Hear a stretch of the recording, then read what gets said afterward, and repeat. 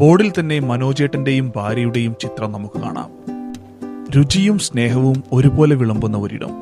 ഇന്ന് നമ്മൾ വന്നിരിക്കുന്നത് നിലമ്പൂരിലെ പ്രശസ്തമായ മനോജിന്റെ ഭക്ഷണശാലയിലാണ്.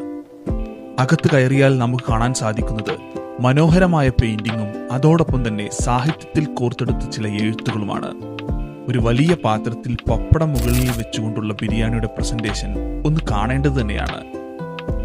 ഞങ്ങൾ ഇവിടെ നിന്നും കഴിച്ചത് ബിരിയാണി റൈസും ബീഫിന്റെ വാരിയല് കൊണ്ടുള്ള സ്പെഷ്യൽ ഗ്രേവിയും പിന്നെ ബീഫ് ഫ്രൈയുമാണ്. കഴിച്ച ഞങ്ങൾക്ക് എല്ലാവർക്കും ഒരുപോലെ ഇഷ്ടമായി. നല്ല നാടൻ രുചി. അതുകൊണ്ട് തന്നെ ധൈര്യമായി പറയാം, ഇതൊരു മസ്റ്റ് വിസിറ്റ് സ്പോട്ട് തന്നെയാണ്.